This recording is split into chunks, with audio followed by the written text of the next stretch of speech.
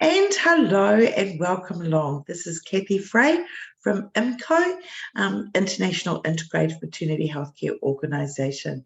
And we are absolutely thrilled to have Dr. Rosalie Lobo back here again today. Rosalie, say hello. Hi, so happy to be back. It's just fantastic. It was such an amazing session that we have done previously with Rosalie on this topic. And for some very strange reason, it didn't record. And so it was just too good. We had to do this again. So Rosalie is a little bit of a background. Has various different qualifications, including a PhD, and she's also a registered nurse. She'll go over her background as well. And she's been a nursing professional for 37 years, so lots to explain there, a little bit of your background. I'll leave you to do that. And today we're going to talk about a topic that is really, it sits on it hangs over the shoulders, I think, of every healthcare professional out there, and that is the adverse event outcome when you know that every box has been ticked. So I know that you've done, you've done studies and research on this area. And so let me just hand over to you, Rosalie, so you can, introduce yourself and go over what we're going to be talking about today, which is an incredible topic. Yeah, thank you, Kathy. Happy to be back again on your program. Thrilled to be able to talk about a topic that I find very near and dear to my heart. Like you said, I've been in nursing for 37 years or more at this point, and I got into the topic of adverse events because as a registered nurse, I heard time and time again that if you don't document it, you can't prove that you've done it. And I didn't know what that meant. So when I heard about the specialty of being a legal nurse consultant, I thought maybe that was going to help me figure out what it is that lawyers do or know that we should know as nurses so that we can stay clear of trouble. And as nurses, we know that we enjoy taking care of patients, yet there is, like you said, on the back of our shoulders, in our mind, that little voice that says, oops, that could cause you trouble if you do or don't do something. So being a legal nurse consultant really opened my eyes to the process that is involved when there's a bad outcome, when a patient or a plaintiff, let's say, has a bad outcome and they expect the outcome to be different than what it is. And whether it's because they were overpromised and underdelivered, or because things just happen outside of anyone's control. Being a legal nurse consultant taught me the process. And I worked with many attorneys over many states in the USA and found that they do things pretty similar. Just like as nurses, we all do the same thing, but we kind of do it a little different, and we stay within the standards of care. One of the reasons why I got into this, and not only because people would say if you didn't be careful, you would get into trouble, but I remember as a young nurse, I made mistakes because I didn't have the experience to take my ego out of some of the things I was doing. I would think, oh, I'm a nurse, I know how to do that. And maybe I didn't know how to do it, but I didn't have enough ego, or I put too much ego into it. And there have been some near misses in my time.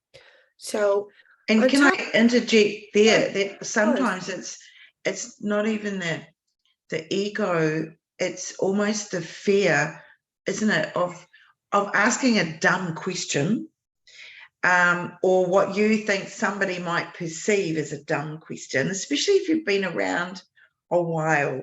And yeah, right, I mean, you've been in practice for a while and everybody assumes that you kind of know everything, and there might be something that, yeah. And I remember myself asking, as a junior midwife, asking a senior midwife a question. And she turned around and gave me the answer rather abruptly and added, it's not rocket science. Right, and that when you get that kind of response, it gives you a real fear to actually ask as well, isn't it? So there's that, yeah, anyway, and it can be that ego, I know this like the back of my hand, or there's that, or that I'm too scared to actually ask a really basic question. Right. And just like in your example, when you did go to ask and they gave you that little snarky reply, it might have changed your attitude or increased your fear, like you said, of asking a question that may seem dumb to others, but you still need to know. And those are the scenarios, whether it's ego or someone trying to be mean or their ego jumping into the picture, that can stop us from thinking the bigger picture of just safety. What is the best outcome for the patient? And your program is nice because it's a holistic approach to healthcare. And when we think about being holism, I want to include that we are humans and we are capable of mistakes, and we can't be afraid to put ourselves in vulnerable situations so that we can remain as professional as possible. It brings me to the thought of calling a code, calling the rapid team when maybe I don't need to, and they come and they say, oh, you didn't need to call us. And I think, so what? At least I know that the patient is safe, right? And so we have to not be afraid to ask questions and be more afraid to do something wrong because of the adverse events and the consequences, not only to our patient, but to our bravado, our courage, our ability to stay as comfortable nursing, because we can't nurse with fear. That's not a very successful way to take care of patients. So thank you, Kathy, for including that, because it's not just one-sided. It comes from. Hey, I'm just gonna we've got some weird noises going on here with some movement, so I'm just going to mute myself so that doesn't impact. Sure. So let me talk about a little bit about what I learned being a legal nurse consultant. And I learned these things. And once I became a legal nurse consultant and worked and had my own business, being an independent practitioner, working for the attorneys who were on the side of defending people who were injured, not the healthcare providers, but the patients. And that was just sort of a happenstance, because I didn't even realize there were legal nurse consultants that worked for the nurses or the healthcare teams. So what happens is, when you think about, or when you see a lawsuit taking place, it happens because there are 4 elements to a lawsuit, 4 elements. So when you think, oh my gosh, I might have done something wrong, it really isn't maybe as dangerous as you think. So the 4 elements are duty, breach of duty, damages, and causation. So what does that mean? That means that we have a duty to do what the law says our licensure says we're supposed to do. Meaning, as a registered nurse, there's laws that say the registered nurse is to do certain things. We follow physician's orders or the provider's orders or the provider's designee. We give medications, we advocate for patients, we educate patients, we keep them safe. Those are some basic things that we do as a nurse. So that's our duty. Then there's breach of duty. We don't do one of those things. Okay, that's fair. Sometimes we're not able to carry out the duties as we'd like to. Duty and breach of duty is just 2 of the elements. Damages and causation are the other 2. So damages means that the person is injured as a result of what we did or didn't do. And then there's causation, which is really very important. And that means that the damages can be directly related to the cause of the breach of duty. So those 4 elements have to be met in order for it to be a medical injury. Now, adverse events, which is what we're talking about, don't necessarily have to include a lawyer, because in the United States, we do a lot of lawyering in this country, but in other countries, they're not so quick to take us to court.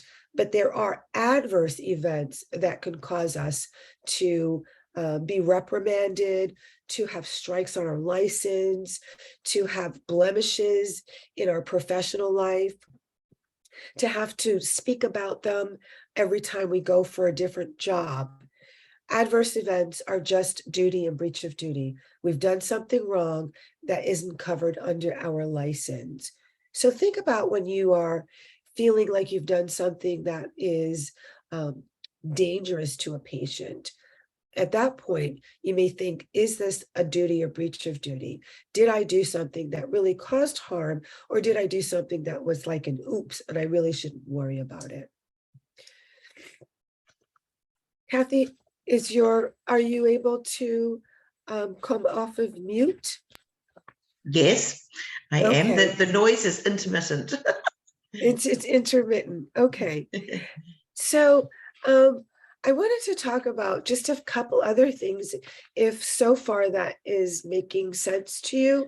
Yes, it absolutely is. And I think that the way that you have, divided it up into those explanations makes it nice and clear, actually. And just like you, it was drummed into me, the saying that if it's not written down, it didn't happen. You can't later on go, oh, well, I did blah, blah, blah, but you didn't document it. And that was certainly something that never left me, that I would say, I think as a practicing midwife, I would be looked at as one that it kind of documents everything, and perhaps overly documents. And it certainly would surprise me sometimes how incredibly little some health professionals will document. Where somebody, say, for example, is, a nurse has been looking after the patient on a 12-hour shift, and there's, she's written a couple of sentences over 12 hours, and you're like, really? There must have been something more to have documented along the way. Yes, and also that thing that oftentimes the stuff that is the most dramatic is the stuff that needs to be documented the best, and it's often the time when you can't document, because you're just hands-on and you're dealing with that emergency, whatever it is. And it is that, sorry, that's that noise again. It is so important, isn't it, that as soon as you have a moment in time, that go into a room and just download, right? Get it out of your head and onto the paper of what occurred. So critical. Yeah, because it's the story of the patient's experience that we need to record. And it is the patient's, really from the patient's perspective. And when you think about stories in our lives, when you think about what your day is like, 12 hours, when you're not even working, when you're just living life for 12 hours, so many things happen in that time frame, but you don't have to recall those things. So it doesn't matter. I want you to think about the way that these allegations work as a story. When we are taking care of patients, we learn the concept of a care plan. And the care plan identifies important aspects of the patient's presentation, and then what we as nurses can do for that patient to bring them closer to wellness. So we have these diagnostic phrases. Alteration in comfort, is that one that you would use when you're taking care of a patient? Alteration in comfort, if you're trying to take care of the patient's pain. So let's say you would use that one. In the allegations that are made upon us, they often say we failed to do something, we fail to treat timely, or we fail to recognize a symptom, or we fail to respond to a patient, or we fail to follow up. And when you think about things that you might have done by accident because we are so busy, it is those failures that they look for, or holes in our documentation, or the outcome of the patient, and they work backwards. How could this have happened? It's those things we have to think about, because if we're not charting, if we're not writing down, sometimes we think what we write down is inconsequential, but it is an accountability of the patient's response to the things that we are doing or not doing. It's where our judgment comes into place. You made an interesting comment there. We've made lots of interesting comments, but the one where you're saying that it's a documentation, and like from the patient's perspective.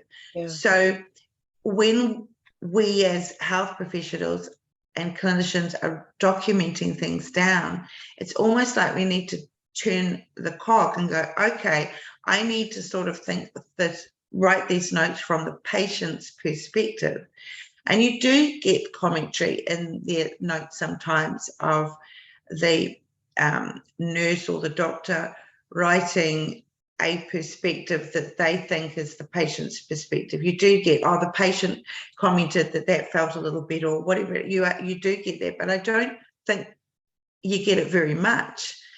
Would that be, I guess what would be particularly interesting, and you're probably heading to that, is what are the commonest errors that you see that, end up putting that well-meaning clinician, hardworking, dedicated clinician into the dog box because they just, what's the commonest stuff ups, I guess, in that documentation? Clearly, what is the things that put us in the dog box are when the patient has a bad outcome and we can't figure out that the nurse or the midwife saw something and then didn't do something about it. Oftentimes as clinicians, we will write the bad things, like the patient's doing bad, and these are the things that are going wrong at the time. And then when things start to take an upswing, we don't always write that. And sometimes things will take an upswing, they're looking better, but then they plummet again. And we don't write that they've gotten better and then they've gotten worse again. So we often don't give ourselves credit for good things. We're only thinking, oh, I better write this because it's going bad. But we also need to write the follow-up.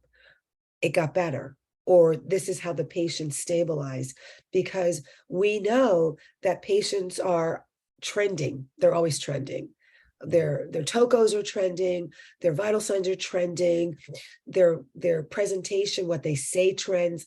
I love you, I don't love you. You're the best nurse midwife ever, get out of my room, right? Because it's so emotional, right? Taking care of people and their babies during that time is so emotional. And we don't know, the worst comes out of people sometimes and the best. And out of their birth support people. Yes, yes. Right, who are watching everything that we do because they're involved and they're nervous. And what happens when people are nervous, whether it's the practitioner or the patient or the loved one?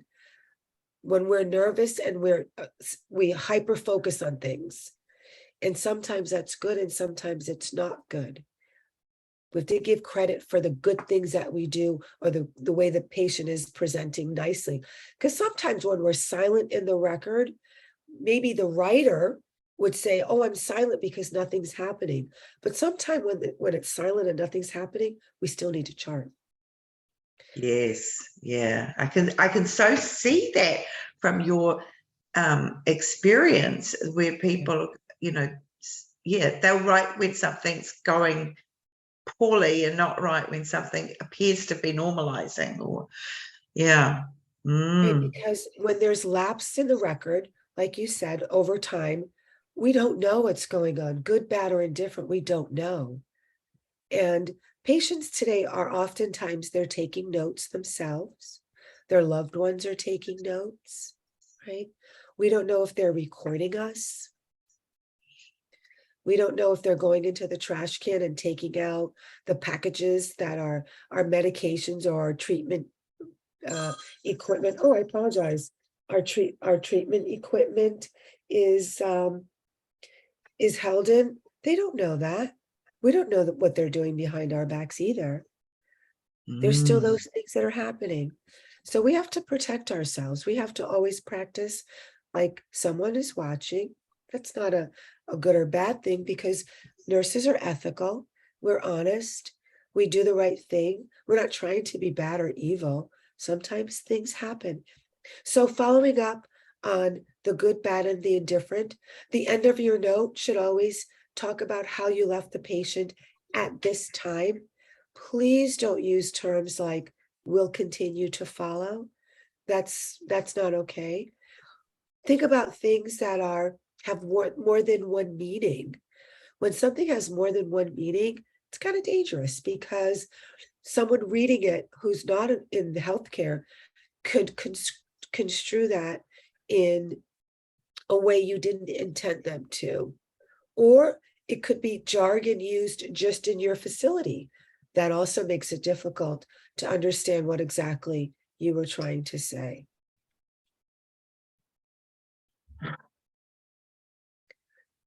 Okay. Yeah, fantastic. So what would be your, as you say, the commonest issues that you would see? So you've mentioned the fact that you see where people only sort of tend to only document when things are going a bit negative, and it's so important that we document when things are looking more positive as well. We can so see ourselves all doing that sometimes. What's the other things that you would see that you're going, oh, you almost want to face palm? It's like, oh no, why did you do that? You know, that's or maybe it's sort of the documentation, as you say, that the documentation there has been documentation, but it's actually created a worse situation for that clinician because of how they've documented. I love that you mentioned that, because there are some facilities that don't want you to document too much, because we're not taught exactly what is correct and incorrect. So they discourage us from charting. And many of the electronic medical records discourage us from charting, because it's only check boxes or tick boxes with little room for explanations. So knowing that we're charting from the patient's perspective, and that we're creating a scenario, if you will, where we're doing really good assessments, because assessments drive our care. So we have to make sure that we're assessing patients, and that if patients are complaining or they're mentioning things, that we address them. We cannot brush people off, even if we think they're dramatic, or they're, oh, I know this patient. Of course, I'm a midwife. I've been working with them for the whole pregnancy. I know how they are, blah, blah, blah. That we have to be really concerned when it comes to their complaints. If we find no weight in their complaints, that's one thing, but we do have to act on them. Some things that are common safety issues is when there's delays in the delivery room setup. If the patient is coming into delivery to deliver and we're not quite ready for them, and there's some like awkward things going on inside of there, that's a concern. Those are things that are definitely going to stick in someone's mind and could cause, maybe there's a bad outcome, maybe there isn't, but those are things that that we should be concerned with, that we're extra careful when we're charting on those things. When there's a failure to resuscitate, so the baby's delivered and we think the baby delivery is going to be fine. We're expecting the baby to come out crying and having a very nice, strong APGAR, and that doesn't happen for some reason, because we know birth, there's crazy things that can happen, very unexpected, and we don't get that resuscitation going quickly enough. Those are safety issues. Again, that goes with establishing ventilation at birth. The baby doesn't come out already kicking and screaming and crying. Oh, we can't like get that baby to get those breaths going with a little bit of aggression, those are dangerous, or safety issues that are concerning. Being able to provide fluid, if in not just right at birth, but get that baby to the NICU or the nursery, or have the baby attended to once the baby comes out. If we see anything that's wrong that we don't address right away, we don't have a lot of time to do that. Those are things those are failure. These are all failure to treats, right? So these are things I'm listing, but when you look at it from a plaintiff perspective or the injured party perspective, they're saying you failed to do these things. These are things you failed to do. And because you've done this, now I don't know what the outcome of my baby is going to be for years down the road. The whole idea of therapeutic hypothermia, how do we do that? How do we treat that? How do we have the blankets? Are we doing it in an unconventional way? Do we have the right equipment? Are we regulating the body temperature effectively? When we have to bring in outside ways of keeping the baby at that wonderful, perfect temperature that he or she was in when they lived inside mom, right? We're kind of messing with nature, and that's not always a perfect, we don't have those perfect tools to do that. So those scenarios are also considered ones that we need to look at when it comes to safety. Of course, hypo or hyperglycemia, it's a big one too, right? When we can't regulate the baby, we're not managing blood sugars effectively in those first few, I don't know, I'm going to say 48 hours, 3-4 days out, the baby's still having these very, very dangerous blood sugars.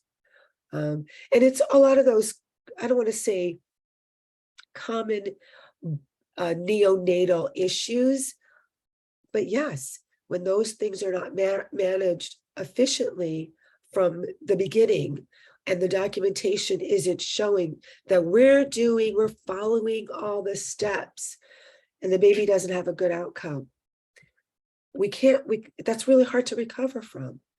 Those birth injury cases are big ticket items. I hate to say it, big ticket items, because there's two people involved, and are they preventable? There are listservs in the legal nurse consulting arena, and there are certain questions that come up when legal nurse consultants are reviewing cases, and even cases as unpredictable as shoulder dystocia comes up, and the documentation, whether we can predict that or not, which, Kathy, you've been a midwife for a really long time. I mean, is that something that you can predict? Is that something that you can? Well, there's risk factors for it. Yes. If you've got a good sized baby on board, but in reality, you can have a petite baby and a well-sized mother that still can have a shoulder dystocia if they're sort of coming in at a funny angle, or so they can still, it's always a potential, isn't it? Yeah, right. Yeah. And then it's hard to prove one way or another. And so the charting has to be tight. It has to be detailed.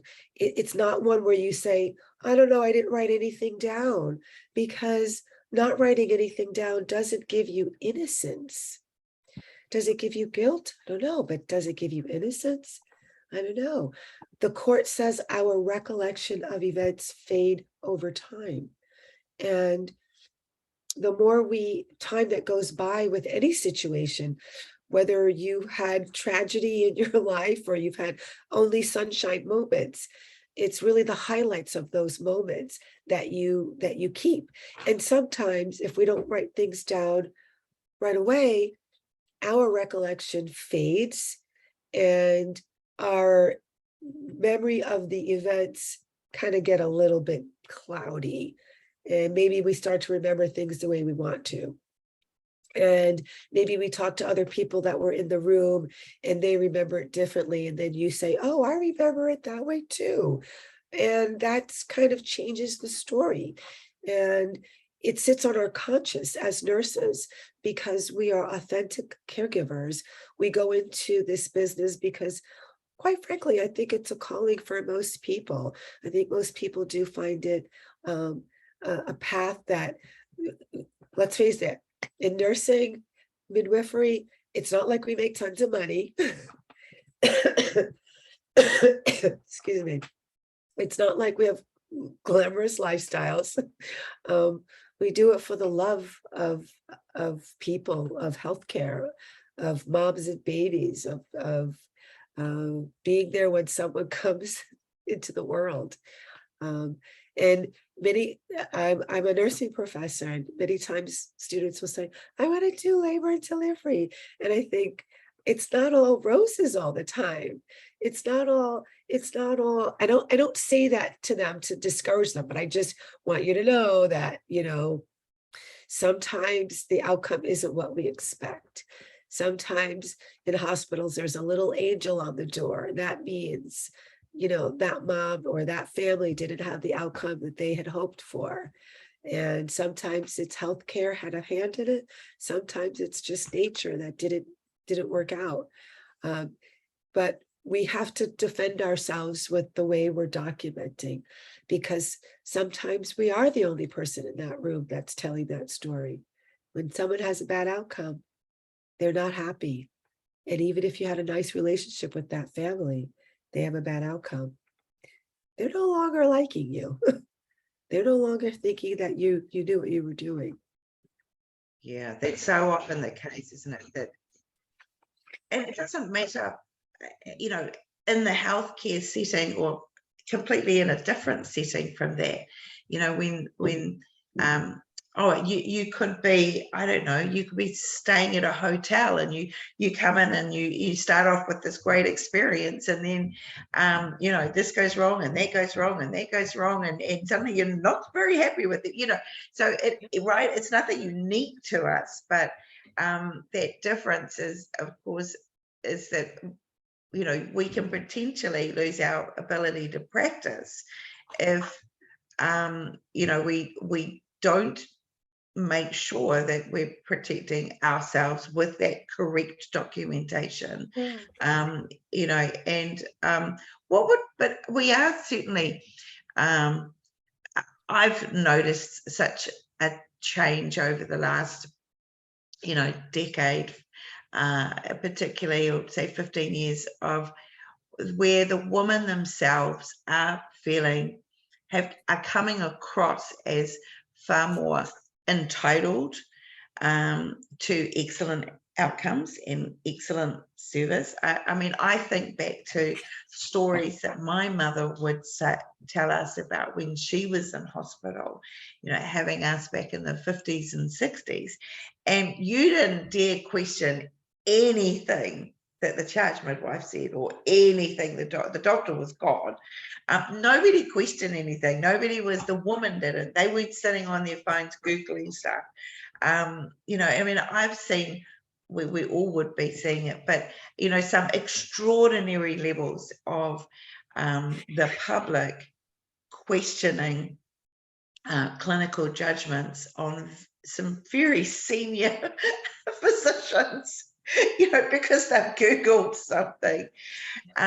So that entitlement for everything to go well, it seems very prevalent. And there certainly, if we've had some of the Doctors Without Borders midwives on this program and on the series, and one of the things that comes through quite commonly from them is that they far prefer to work in third world countries, because the woman, even though there's such higher risk factors that they're dealing with all the time, but the women themselves are just so gracious and grateful, because they're so aware that if they didn't have access to that midwife, like so many of their peers, don't have access to the midwife.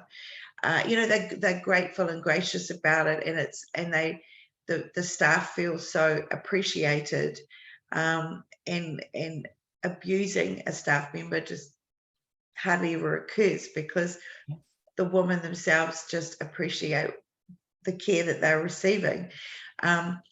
So it seems that it has become such a disgruntled kind of feeling from the women themselves.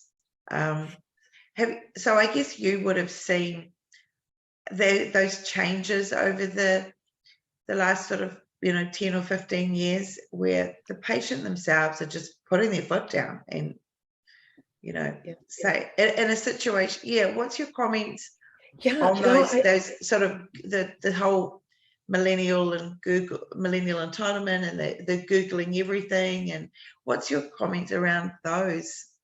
I love that you brought that up. I love that you brought that up, because in documentation, we don't want to just talk about the patient being compliant and full of gratitude when they're not.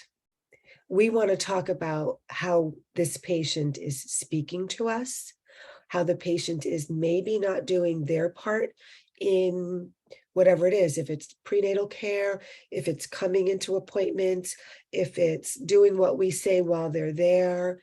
When they are not doing what we're asking them to do, or they're being, I'm going to say difficult to manage, then we're going to document that too. And that's going to be with quotations.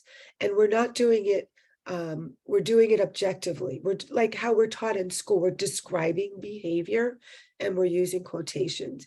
Because the good thing about our job, or part of our responsibilities in documenting is not just our assessments, it's the patient's response to how we're treating them, right? So if the patient is responding in an unfavorable way, we're just going to chart that, because we're telling the story of the patient's opinions.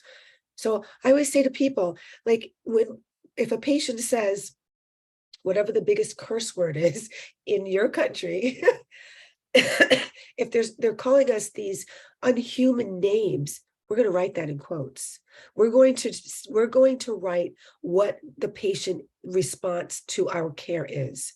We don't have to paint them as rosy pictures. No, we're going to be truthful in how they're behaving. In litigation, I can't say in adverse events because I don't know the language in all the countries, but there's something called, there's two ways of looking at from the defense. So I talked about the plaintiff, failure to do this, you failed to do that, you didn't, basically you didn't do this, you didn't do that. But the defense has allegations too. There's two of them. One is where the defendant is responsible for the bad outcome, because the injured person, because they're not doing what we as healthcare professionals are saying they should do. There's been many cases where patients are not coming for their prenatal visits, or they're not laying off their high sodium diet, or they're not laying off their sugary diets, or they feel like they have to work because whatever reason, when we're saying you need to be on bed rest, they're putting themselves in jeopardy. And we need to document those things. We need to tell the story of what's going on, because it's part of the story. We're not going to cover up what they're doing, what they're saying, how they're behaving. No, because we're truth tellers. That's what the law says. We're truth tellers. So there's the defendant can be at fault, and our documentation shows that, or the defendant could be partially at fault, and our documentation tells that story. So our story is not just to protect the patient, it's to tell the story. We are truth tellers telling the story about the patient's events. And it's also not something where we have to say, this writer said this. No, I said this, she said that. We're just laying out the truth, whatever the truth is, without bias. It's got to be objective. So that's how we get around those patients who are entitled, because unfortunately, we are in a customer service industry, and we have to, I don't want to say like the customer's always right, because they're not. We are about customer service. So they have to be realistic, the customer. And if they're not, we're continuously documenting the events that are taking place with objective language. Okay, we're not, just like in nursing, we can't say, oh, that patient has bipolar. We're not allowed to say that. We may say sometimes they are saying these happy things and sometimes they're saying these sad things, right? But we're not going to diagnose them as being bipolar. It's our documentation that has the power to do that for us.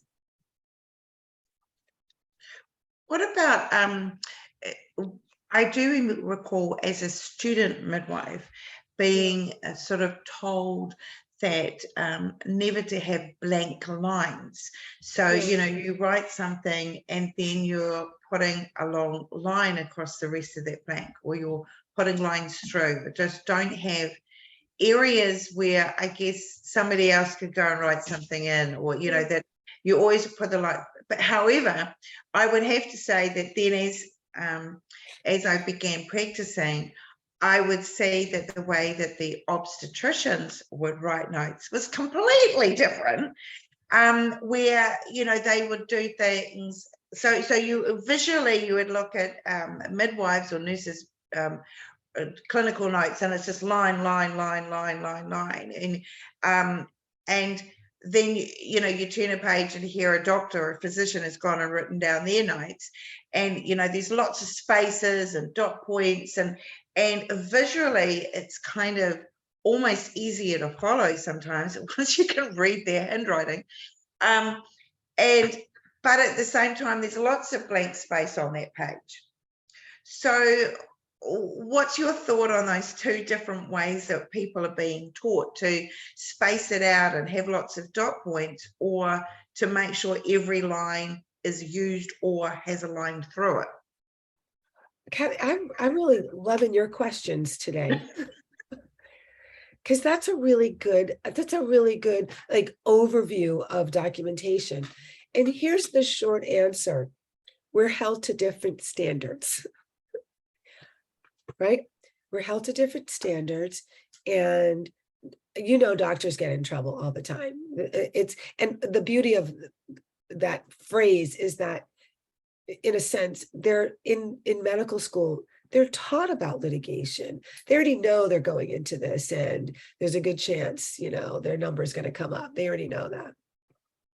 In nursing and midwifery, there's not a lot of time spent on allegations, litigation, malpractice, not a lot of time spent on it.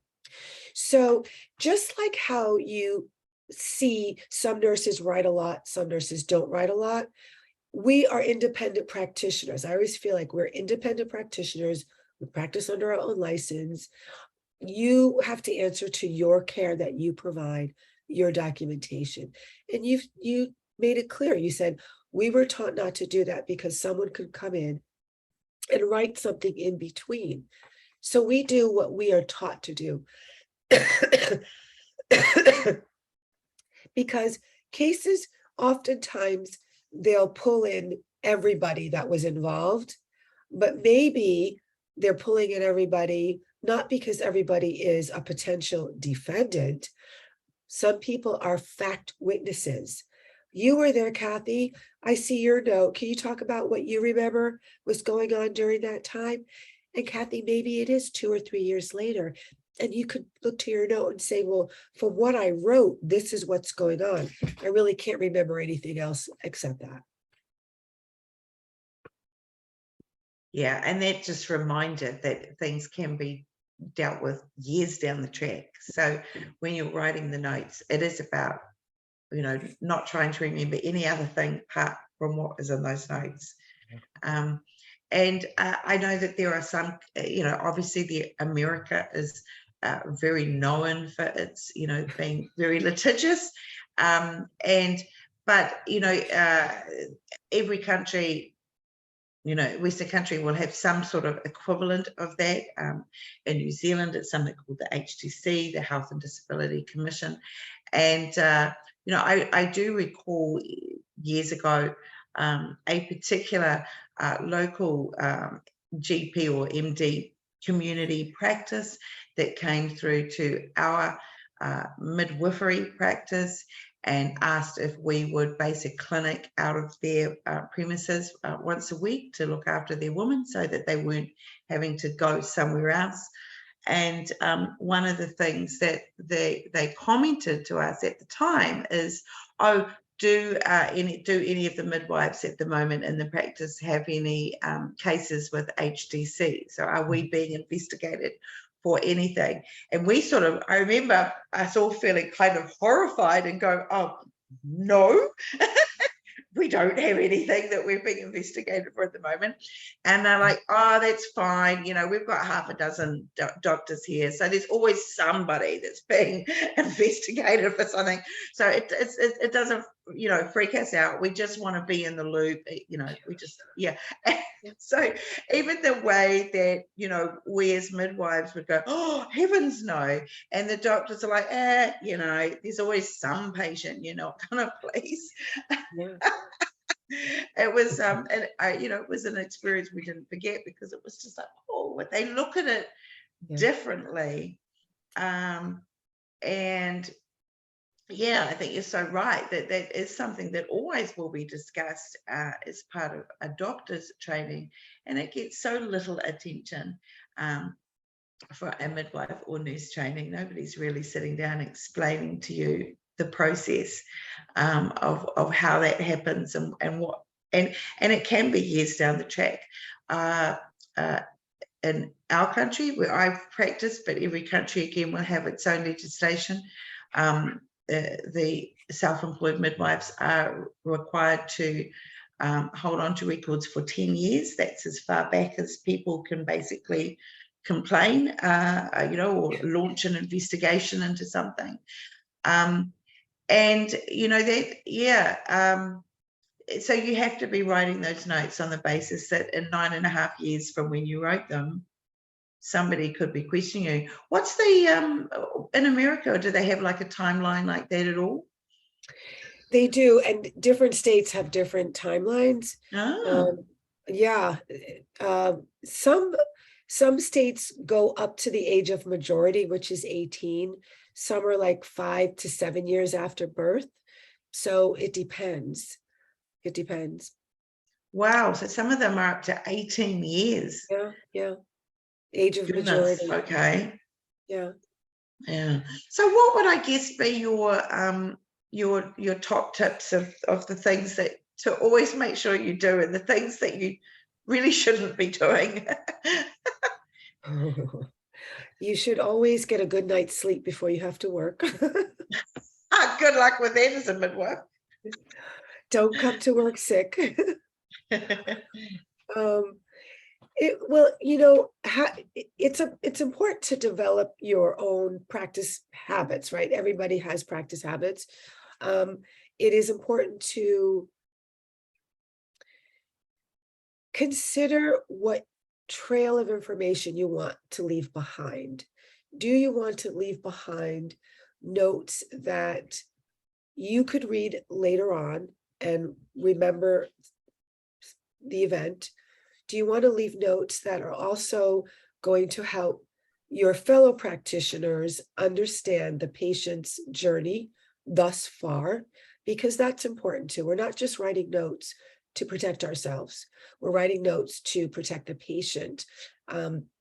Consider things that are prudent and pertinent to the patient along their journey that other practitioners need to know or should know when they're treating this patient. There are oftentimes patients don't get exactly the care that they need because somebody didn't write down what they did and tried and didn't work for a patient. So it's really a storytelling type of activity that is crucial to the management of the patient during the patient's experience, and then I always think I'd like to remember certain events that took place. Not that I'd like to remember them, that I'd like to write them down so I don't have to remember them. Oh, So I instead like of, that. Let's just say that, like to write yeah, them down because they're called clinical notes. yeah, So I guess we kind of look at it and go, well, we need to write notes down, you know, clinically what occurred. But you sort of even using that phrase storytelling, yeah, we almost want to, because so often those pieces of paper have, the word clinical note at the top of them, yeah, and we almost want to say patient story. yeah, exactly. Yeah, yeah. And Mm, Kathy, the other thing too is that as nurses become more highly technical, we forget the human side of the patient. mm, And I want nurses and midwives to always consider the qualitative and quantitative data, because yes, we can talk about centimeters and blood loss and how the strips look, the contractions, the heart rates, and all those things. But we have to also remember we're the nurses, and so writing down what patients are saying, what they're feeling, those other types of cues that play into the story, because clearly midwives are not just looking to deliver babies, but they're looking to give the experience that is much more warm and fuzzy. Um, I say that I was delivered by a midwife at my mother's home in England, because my mother was her third pregnancy and the hospitals were crowded, and so she was elected to have a home birth. Midwife came, delivered me, doctor came. She stayed home, I think, for the 3 days after they came to see her to make sure that she was okay. So the experience of the midwife is different than the obstetrician. That's why people choose midwives. And so we have to remember to put that inside of the notes, inside of the warm and fuzziness as we're being technical and taking care of the patients. Tell the story from both sides, what you're experiencing yeah. and what the patient is telling you or showing you that they're experiencing. Yeah. And as you say, commenting, I know that within my own notes, I would, particularly during labour, I would always add in a comment there about how the woman is emotionally. Yes. And right, it's just saying coping well, doing great, in good spirits, Yes. or yeah, or starting to sort of crack at the edges a little, but put those comments in there so that you can see that, you can imagine the picture. But certainly there would be a little, could be a bit of a rolling of eyes of goodness, why would you be documenting that much? But stand your ground and put your documents, as you say, they need to be written in a way that in years and years from now, you can go back, and if you can't recall that exact birth, you can certainly know the picture of what was going on at that birth because your notes were that level of being comprehensive. Kathy, I love that again that you say that, because you have these catchphrases that summarize the mode or the mood that's going on. And that's all we need is like just catchphrases, things that we know we could go to that kind of lay out what it is that's happening in the room, besides the numbers that we are seeing, right? The numbers. We need those catchphrases. That's beautiful. That's perfect. Because that's also going to help you know, like, oh, things are fine. I write this when things were going great. Yeah, So because awesome. when things do go to custard, and women will remember things differently. Oh yeah. So, right. So, she might turn around later and go, I wasn't coping and nobody was helping me. But when you look in the notes and, 10 times in a row over the course of 3 hours, it says, coping well, doing Yeah. great, in good Right. spirits, you Yeah. can't go, yeah, well, you You're actually not were making doing that fantastically at that time. right. And you can't imagine in real time a nurse who is struggling to save things is writing coping well. Like we just can't think that way. We're truth tellers. So yeah, that's the truth. Even if Well, the we are running out of time, and it's just been fantastic having you back here again. And it's one of those topics that it's almost like everybody is so aware of it in their job, especially after they've had their first experience of going down the track of a serious complaint or investigation into their practice. And so we are acutely aware of it, in fear of it in a way, which probably keeps us all safe. But it's also a topic that hardly anybody talks about.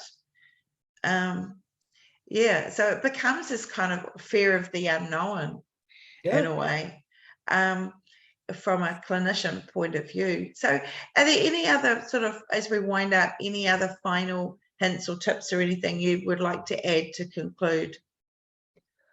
I can't think of anything else. I feel like we did a great job of covering things in the time we had. And I hope if anybody has any questions, they contact you, and I'd be happy to share whatever information I could to help anyone. I'm all about helping people understand and protect themselves. Yeah, do you have a contact where people could reach out to you if they wish to? Sure, I have an email address. My email is my first and last name, rosalielobo@icloud.com. So that would be ROSALELOBO@icloud.com. Fantastic. Thank you so much, Rosalie. Thank you for coming back again and going over this topic with us. It's just so invaluable. And we just want to wish everybody a lovely rest of their day, rest of their week, and all take care and make sure everyone's writing lots of good notes. Yes. And thank you. Thanks to those who have come in live here today. That's always great to have our live audience as well. And we know that lots of people are watching it later down the track. So thank you, everybody. Thank you very much, Rosalie. Bye, everybody. Bye.